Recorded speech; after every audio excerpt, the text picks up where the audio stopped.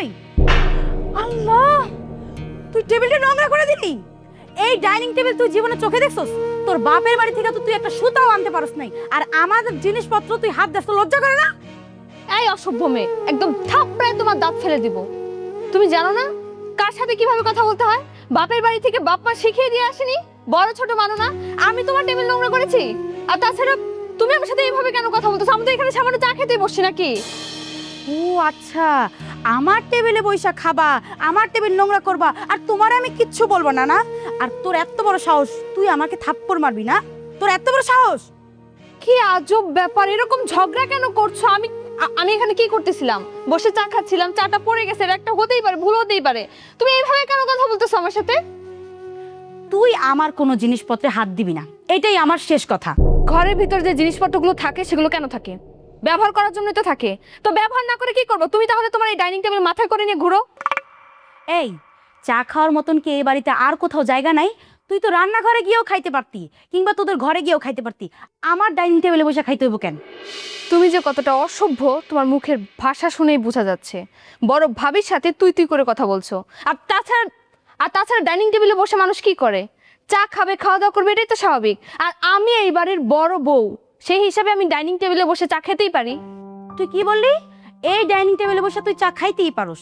ঠিক আছে, তুই এই ডাইনিং টেবিলে বসে চা খাইতে পারতি যদি এই ডাইনিং টেবিলটা তোর বাপের বাড়ি থেকে আসতো, কিন্তু এই ডাইনিং টেবিলটা আমার বাপের বাড়ি থেকে আসছে, তাই এই ডাইনিং টেবিলে শুধু আমার অধিকার আছে, তোর কোনো অধিকার নাই।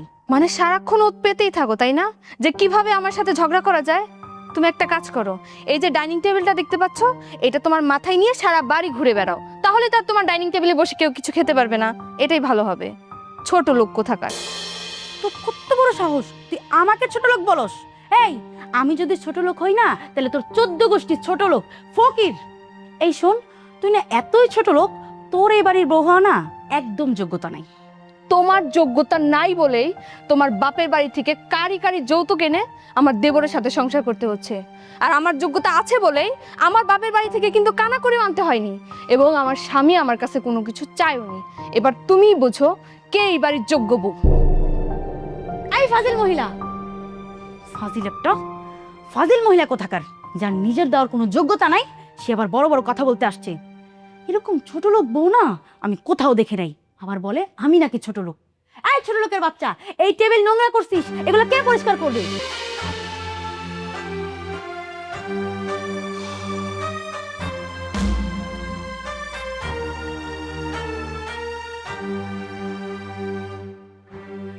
কি ব্যাপার? আমার সোনাটা মন খারাপ কেন? আচ্ছা, ছাড়ো। কি হয়েছে বলবো তো? আমি তোমাকে কতবার বলছি যে আমি এই সংসার আলাদা করতে চাই, কিন্তু তুমি তো আমার কোনো কথাই শুনলা না। ওই ছোট লোকের বাচ্চা আমাকে অপমান করে। তুমি জানো আমার বাবা এই সংসারে আমার জন্য কোন জিনিসটা না পাঠাইছে? সব পাঠাইছে, আর সেই সব জিনিস কে ব্যবহার করে? ওই ছোট লোকের বাচ্চা। আবার আমার সাথে বড় বড় কথা বলে। খুব খারাপ, খুব অন্যায়। বুঝতে পারছি সমস্যাটা কোথায়, আমি বুঝতে পারতেছি। আমি এখন এটা বিচার করতেছি। ওরা এত বড় সাহস কি কইরা হয়? এই বাড়িতে কি নিয়ে আসছে? এই সংসারে সে কি নিয়ে আসছে?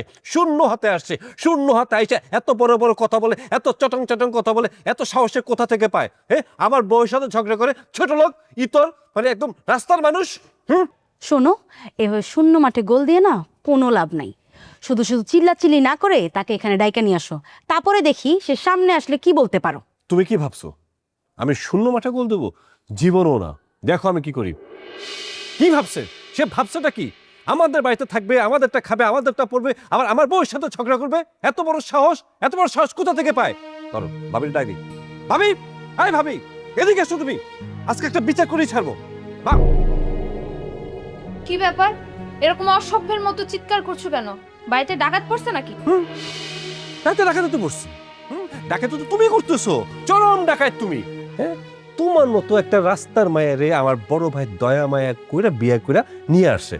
তার মানে এই না যে তুমি যা খুশি এই বাড়িতে করবে। এই যে তুমি যা কিছু ব্যবহার করতেছো না, যা কিছু দেখতেছো না, সবকিছুর মালিক কিন্তু আমি না। আমি বলতে বুঝাইতেছি যে আমার শ্বশুর বাড়ি থেকে আমার শ্বশুর আব্বা, শাশুড়ি আম্মা এগুলো তার মেয়ের জন্য দিয়েছে ব্যবহার করার জন্য। সে জিনিস তুমি ব্যবহার করতেছো। আবার তুমি আমার বউয়ের সাথেই চটং চটং কথা বলবা, রাগ দেখাবা, অভিমান দেখাবা, এত সাহস তুমি কোথা থেকে পাও শুনি? হ্যাঁ, তাহলেই বুঝো, যেই মেয়েকে চালানোর জন্য এত কিছুর প্রয়োজন পড়ে সেই মেয়ে কেমন হতে পারে। তাছাড়া তোমার বউ তো সবসময় ওত পেতেই থাকে যে কখন আমার সাথে ঝগড়া করবে। আর শোনো, পুরুষ হও, মহিলা মানুষের মতো পায়ে পাড়া দিয়ে ঝগড়া করতে এসো না। তোমার কথা শুনে মনে হচ্ছে তুমি ওরা বিয়ে করো নাই, ওর কাছে তুমি বিয়ে বসছো। ও হ্যাঁ, আরেকটা কথা তোমার মনে করে দিই, আমি কিন্তু তোমার বড় ভাইয়ের বউ, তোমার ভাবি হই। এরপর থেকে তুমি যদি আমার সাথে কথা বলতে আসো, আমি আশা করব তুমি অতটুকু সম্মান বজায় রেখে আমার সাথে কথা বলবে। এই ছোট লোকের বাচ্চা, আমার বাবার আছে বইলাই এগুলো আমাকে গিফট করছে। আর তুই কি বললি? আমাকে চালাতে অনেক কিছু লাগে। আমি না কোনো মিথ্যা কথা বলি না, সেটা আমার স্বামী খুব ভালো করে জানে। হ্যাঁ, তোর বাবার কি আছে? হ্যাঁ, এই বাড়িতে তোর কি আছে বলতে পারবি? যা আছে সব তো আমার বাবার দেওয়া। নিজে এগুলা ইউজ করতেছস, আবার মুখে মুখে বড় বড় কথা বলিস। বড় বড় কথা বলতে পারলে তো আমার জন্যই ভালো হইতো। আচ্ছা যাই হোক, আমার অনেক কাম পড়ে আছে, আবার তোমাকে সবার জন্য আমার রান্না বান্না করতে হইব। তাছাড়া তো আবার তোমরা খেতে পারবে না। আমি যাই, রান্নার কাজটা শেষ করে আসি, তোমরা দুজনে মিলে ঝগড়া প্র্যাকটিস করতে থাকো, যে পরে আমার সাথে আবার কি বিষয় নিয়ে ঝগড়া করবা। আবার একটু পরে আমি রান্না বান্না শেষ করে এসে তোমাদের সাথে ঝগড়ায় জয়েন করবো। এখন আসি। আমি তোমারে বলে দিতেছি, এই মহিলা যদি এই সংসারে থাকে না, আমি তোমার সংসার করব না। তুমি থাকো, আমি যাই। আরে থাকবে শোনাবো, এই যে ওখানে যে ফ্রিজ, সেটা কিন্তু আমার শ্বশুরের দেওয়া। শোনাবো, ও শোনাবো, শোনো না। দেখো মা, আমি না তোমার এত কথা শুনতে পারবো না। তুমি আগামীকাল আসবা মানে আসবা, আমি আর এই সংসার করতে পারবো না। আমি এই সংসারের আর জ্বালা অশান্তি সহ্য করতে পারতেছি না। একটা ছোট লোক আছে, ওই ছোট লোকের জ্বালায় তো আমি অতিষ্ঠ হয়ে যাইতেছি। তুই ফোন রাখ, আমি তোর বাসায় আইতাছি। কার এত বড় সাহস যে আমার আদরে মায়েরে বিরক্ত করব? আমি আইসা ওর মাথার চুল একটা একটা করে তাই না তুলব। তুমি তাই করো মা, আমি চাই আমার একার সংসার। আমার সংসারে অন্য কোনো ভাগিদার থাকুক সেটা আমি চাই না। আমি চাই ড্রয়িং রুম, ডাইনিং রুম সব আমার একার হোক, এর মধ্যে দ্বিতীয় কোনো ভাগিদার আসুক সেটা আমি চাই না। বসতে গিয়ে আমি ওর শুটাইতাছি, কোনো চিন্তা করিস না, আমি কাল সকালেই তোর বাসার উদ্দেশ্যে রওনা দিতেছি। আচ্ছা রাখি। মা তো আসতেছে, এখন তো আর চিন্তা করে লাভ নেই। মেজাজটা একটু ঠিক করো না, তোমার শরীরটা খারাপ করবে না। তোমার শরীর খারাপ হলে আমি বাঁচুম খাইতে চলো। দেখো, আমি তোমার সুন্দর মতন একটা কথা বলতেছি, আমি আমার একার সংসার চাই। তোমার ভাই ভাবির সাথে আমি একসাথে সংসার করতে পারবো না। আর আমার জিনিসপত্র তারা ব্যবহার করবে সেটা আমি কোনোদিনও হইতে দেবো না। এটাই আমার ক্লিয়ার কথা, বুঝতে পারছো? হ্যাঁ, বুঝতে পারছি তো। আরে আমি নিজেকে কম সহ্য করতেছি নাকি? আমার নিজের এগুলো খারাপ লাগে না? তোমার দেওয়া জিনিসপত্র সেটা তারা ব্যবহার করতেছে, আমি তো একটা সুযোগের অপেক্ষা ছিলাম। আচ্ছা, মা যখন আসতেছি, মা আর আমি দুজনে মিলে একটা ফয়সালা করে একটা ব্যবস্থা করেই ফেলাবো। তুমি কোনো চিন্তা করে তারাই দেবো। ঠিক আছে, মা আগে আসুক, তারপরে দেখবো তুমি কি করতে পারো। শোনাবো, ও শোনাবো। জি ভাইজান, আমি মাত্র অফিস শেষ করে বাসায় আসলাম। আপনার কাজটা আমার করে দেওয়ার কথা ছিল, আমার মনে নাই। আর ঠিক আছে, কোনো অসুবিধা নেই, আমি কালকে অফিস শেষে আমি আপনার কাজটা আগে ধরবো, আপনি টেনশন নিয়েন না।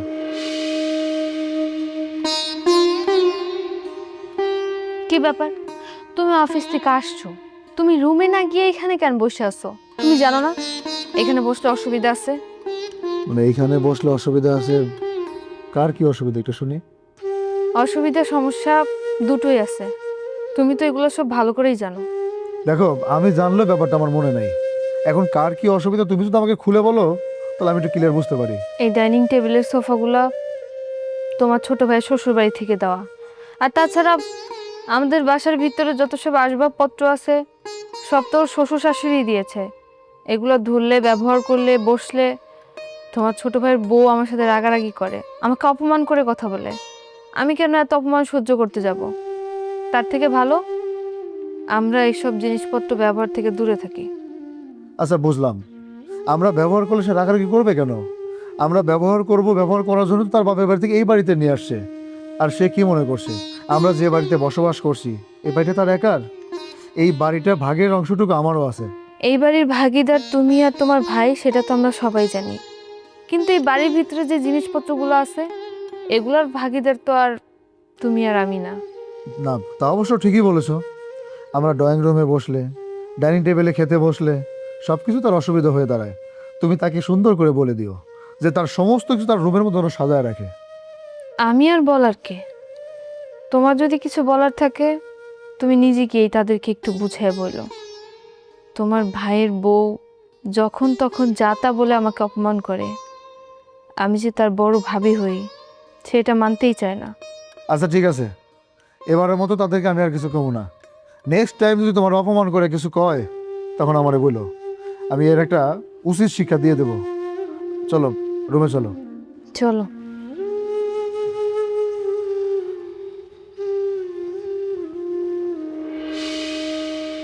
আচ্ছা মাঝে তুমি আমার মেয়েরে বিয়া কইরা জিতছ, তোমার কপাল ভালো। আমরা কোনো কিছুর কমতি রাখি নাই, যখন যা চাইছো আমরা তাই দিছি।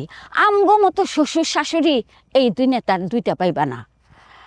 তোমার ভাগ্য ভালো যে আমাগো মতো শ্বশুর শাশুড়ি পাইছো, আর আমার মেয়ের মতো একটা লক্ষ্মী বউ পাইছো। শাশুড়ি আম্মা, আমি তো কোনো সময় না করি নাই, আমি তো সব সময় কই আমি দিচ্ছি। আমার কপাল ভালো দেখেই আপনার মতো শ্বশুর শাশুড়ি পাইছি, আমার লক্ষ্মী বউ একটা পাইছি।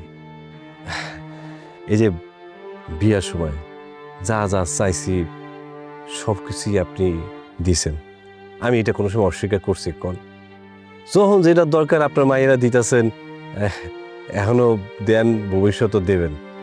কিন্তু দুঃখের বিষয় হলো বাড়িতে তো খালি আমরা দুজন থাকি না, ভাই আছে, ভাবি আছে। এই জিনিসপত্রগুলো তো তারাও ব্যবহার করে। একটু লেখাপড়া কম তো একটু উল্টাপাল্টা হয়ে যায়, ময়লা করে ফেলায়। আমরা তো আসলে তখন কিছু কইতে পারি না, বোঝানি তো। তোমার কষ্ট করে আর কিচ্ছু কর লাগবো না, যা কনের আমি কমু। আমি যখন যাইতাছি ধৈর্য নাও যে আমি দুইজনরে বাড়ি সারা কইরেই সারমু। খালি জামাই তুমি আমার পক্ষে থেকো। আম্মা জান, এই আপনি একটা কথা কইলেন, পক্ষে থাকুম কি? পক্ষে তো ছিলাম, আছি, আর জীবন থাকুম। আপনার বিপক্ষে গিয়া আপনাকে হাসারা করুম নাকি? হাসারা করলে হাতে বাঁচলে গরম লাগবো না? এত বড় বেকুব তো আমি না। বুঝতে পারার জন্য তোমারে অসংখ্য ধন্যবাদ। ঠিক আছে, এখন আর কিছু বলবো না, কথাও বাড়াবো না। যা বলবো সেটা তোমার বাসায় যাই বলবো। চলো হাঁটো। জি আম্মা জান, চলো। আমার মেয়ের সাথে 2 নাম্বারই, আমার মেয়েরে বলে কি অত্যাচার করে।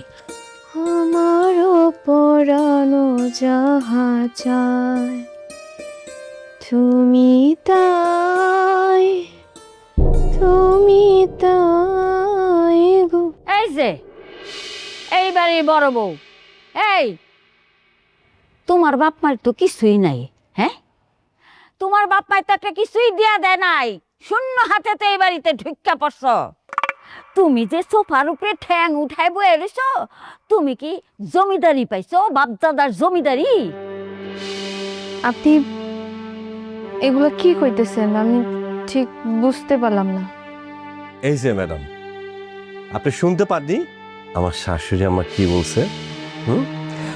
তোমার তোমার সাহস কি করে হয় আমার বাড়িতে থাইকা তুমি আমার বউকে অপমান করে কথা বলো? আশ্চর্য মানুষ।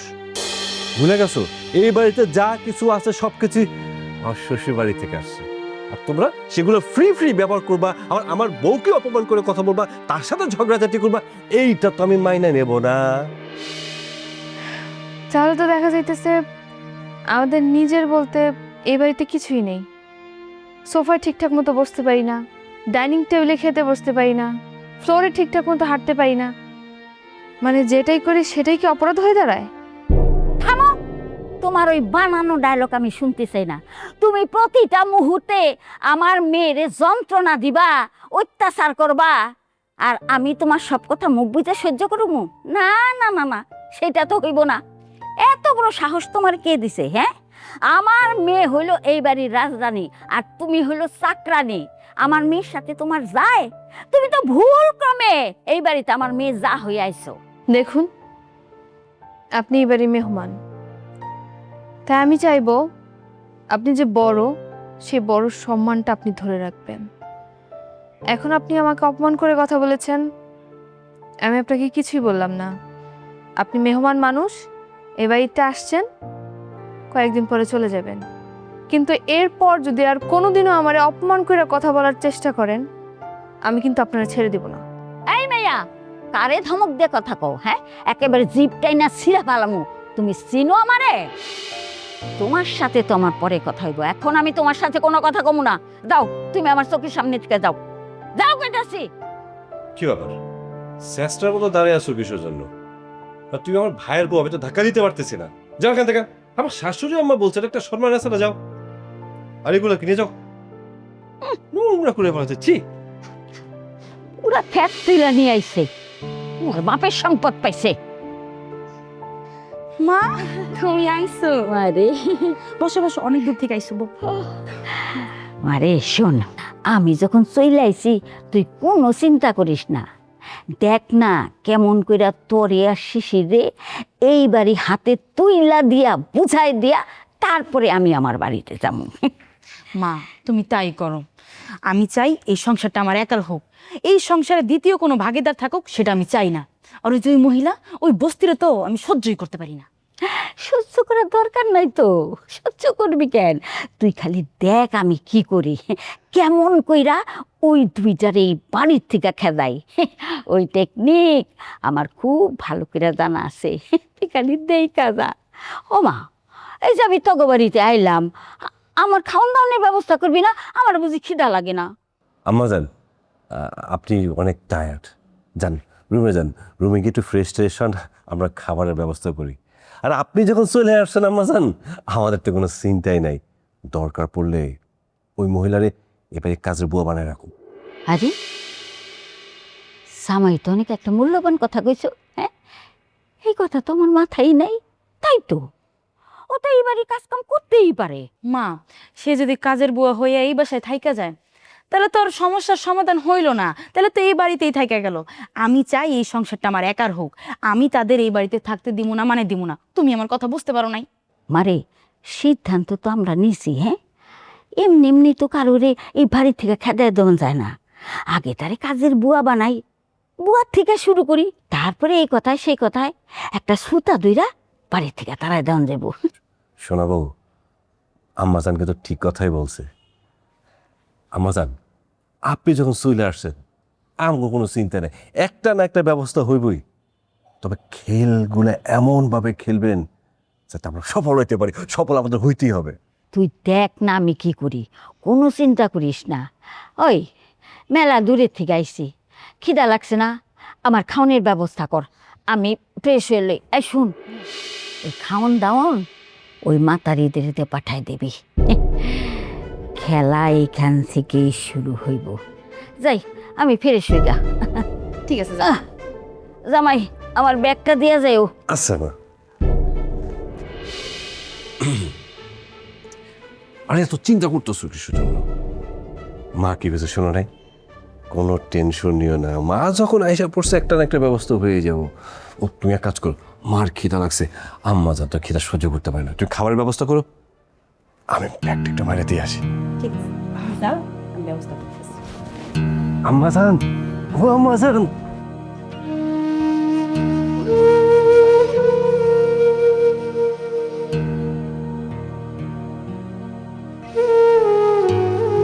তুমি এখানে বসে আছো,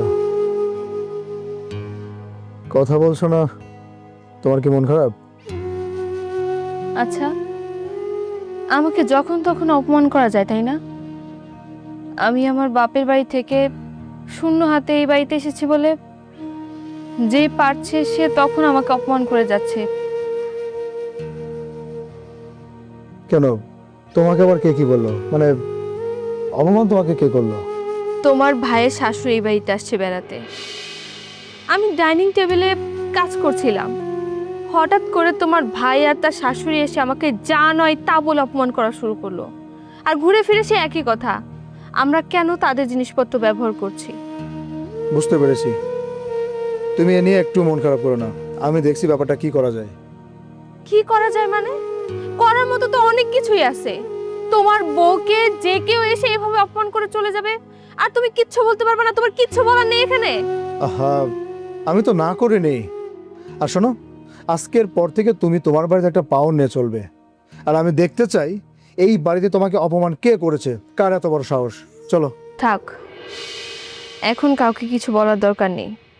শিশিরের শাশুড়ি এই বাড়িতে বেড়াতে আসছে, যতই হোক উনি এই বাড়ির মেহমান। ওনাকে অপমান করার আমাদের উচিত হবে না। উনি চলে যাক, তারপরে তুমি তোমার ভাইকে আর তোমার ভাইয়ের বউকে যা খুশি বলো। আমি আসলে একটা ব্যাপার নিয়ে খুবই অবাক হচ্ছি, মানে আমার ভাই শিশির, সে তো তোমাকে অপমান করার কথা না। তার মানে তুমি কি বলতে চাচ্ছ, যে আমি তোমার ভাইয়ের নামে বানিয়ে বানিয়ে মিথ্যে কথা বলছি? আরে না, ব্যাপারটা তা নয়। তুমি বানিয়ে বলছো, মিথ্যে বলছো, সে কথা তো আমি তোমার একবারও বলিনি। মানে আমার ভাই শিশির, সে তোমাকে অপমান করে কথা বলবে, এই ব্যাপারটা ভাবতে আমার অনেক কষ্ট হচ্ছে। মানে আমার তো ভাই, তারপর তো আমার একটা বিশ্বাস ছিল যে সে অন্তত আমাদের সাথে এই ধরনের ব্যাপারগুলো করবে না। শোনো, মানুষের পোল্ট্রি নিতে না বেশি সময় লাগে না। আর তাছাড়া তোমার ভাই টাকাওয়ালা শ্বশুর পেয়েছে, শাশুড়ি পেয়েছে, সে এখন বদলে যেতেই পারে। শোনো, আমার ভাই তো, আমি তো চিনি জানি শিশির তোমাকে অপমান করবে, এতটা খারাপ ব্যবহার করবে। আচ্ছা, আমার কাছে মনে হচ্ছে কি জানো, এর পিছনে কোনো না কোনো কিছু একটা রহস্য কাজ করতেছে।